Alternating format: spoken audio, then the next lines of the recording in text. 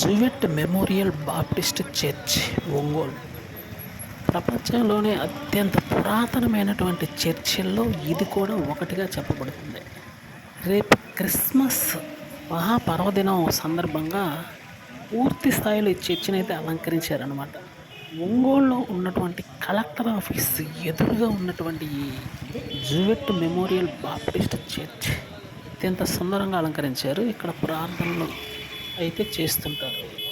ప్రపంచంలో ఎన్నో రకాల చర్చిలు ఉన్నాయి, కానీ ఈ చర్చికి ఉన్నటువంటి ప్రాధాన్యత కానీ ప్రాముఖ్యత కానీ చాలా ఎక్కువగా ఉందని చెప్పాల్సి ఉంటుంది. దారిలో ఒక ప్రపంచం నలుమూలల నుంచి ఈ చర్చి దగ్గరికి అయితే విజిటింగ్ కోసం వస్తూ ఉంటారు. వీళ్ళ యొక్క విదేశీయులు సైతం ఒంగోలు వచ్చినప్పుడు ఈ చర్చిని అయితే దర్శించుకొని ఉన్నటువంటి పరిసర ప్రాంతాలను చూసి కానీ వెళ్ళారు.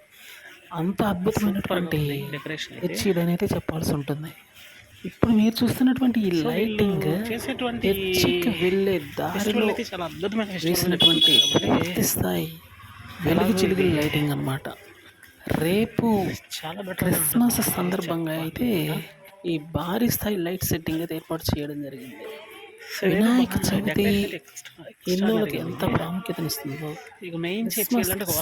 ఎంత ప్రాముఖ్యత లేదు. సో రంజాన్ ముస్లిం సోదరులకు ఎంత ప్రాముఖ్యతగా ఉంటుందో మనకు తెలియంది కాదు. అందుకని ఇప్పుడు ప్రాముఖ్యతను బట్టి ఆయా పండుగలైతే జరుపుకోవడం జరుగుతుంది. వాస్తవం చెప్పాలంటే ఇక్కడ ఏర్పాటు చేసినటువంటి ఈ భారీ స్థాయి లైటింగ్ మాత్రం అద్భుతంగా ఉందని చెప్పాల్సి ఉంటుంది. విజిటర్స్ కూడా భారీ స్థాయిలో వచ్చి విజిట్ చేస్తుంటారు. ఎందుకంటే పండగ నేపథ్యంలో భారీ స్థాయి సెట్టింగ్స్ ఏర్పాటు చేయడం అనేది సహజం అనమాట. అది ఒక్క హిందువులకే కాదు, వీళ్ళకు కూడా ఇప్పుడు రిటర్న్ అవుతున్నాం మళ్ళీ బ్యాక్ సైడ్. అందుకని పండగల్ని అత్యంత ఇది చాలా ఎక్స్ట్రాడినరీ గట్టిగా చెప్పుకోవచ్చు. ప్రముఖ వినాయక చవితి చూసినట్లయితే అక్కడ కూడా ఏది ఫెస్టివల్ ఉన్నటువంటి 11 రోజుల పాటు ఇటువంటి లైటింగ్ చూసి దానికి అనుగుణంగానే వీళ్ళు కూడా చాలా ఇటువంటి ఫెస్టివల్ అయితే గ్రాండ్గా సెలబ్రేట్ చేసుకుంటారని చెప్పడంలో సందేహం లేదనమాట. అందుకని వీళ్ళ యొక్క సెలబ్రేషన్స్ కూడా తారాస్థాయిలో ఉంటాయని మనకు దీన్ని బట్టి గట్టిగానే అర్థమవుతుంది అనమాట. ఇంతకుముందు మనం వినాయక చవితికి సంబంధించినటువంటి వీడియోస్ చూసాము. అయితే ఇప్పుడు మనం రేపు క్రిస్మస్ సందర్భంగా ఉన్నటువంటి, అంటే ఇవి క్రిస్టియన్స్కి సంబంధించినటువంటి అతి పెద్ద పండుగ కాబట్టి వాళ్ళకి సంబంధించినటువంటి డెకరేషన్ అనేది ఎంత ఎక్స్ట్రాడినరీగా ఇచ్చారో మనం దీన్ని బట్టి ఈజీగా అర్థమవుతుంది అనమాట. ఇక్కడ చూసినట్టయితే సెట్టింగ్ మామూలుగా లేదు. అంటే కొన్ని ఫెస్టివల్స్ ఇండియాలో ఇది కూడా one of the biggest festival regarding to Christians. అంటే క్రిస్టియన్స్కి సంబంధించినటువంటి పండుగల్లో అతిపెద్ద పండుగ ఇది పరిగణిస్తారు. తర్వాత జనవరి 1 అని, ఇంకా తర్వాత 2 or 3 బెస్ట్ ఫెస్టివల్స్ ఉన్నాయి అన్న విషయం మనకు తెలియదు కాదు. అయితే వీళ్ళు చేసినటువంటి ఈ లైటింగ్ ఇది ఎక్స్ట్రాడినరీగా ఉందన్నమాట. అంటే ఇది ఎక్స్ప్లోర్ చేస్తే బాగుంటుంది అన్న ఇంటెన్షన్ తోటి ఈ చేయడం జరుగుతుంది అన్నమాట. ఇప్పుడు మనకి పక్కన క్రిస్టియానిటీకి సంబంధించినటువంటి ప్రార్థనలు కానీ ఇట్లా వినిపిస్తున్నాయి. వాస్తవం చెప్పాలంటే ఇది ఎక్కడ ఉందంటే కరెక్ట్గా రైల్వే స్టేషన్కి వెళ్ళే దారిలో ఈ రూట్ ఉందన్నమాట.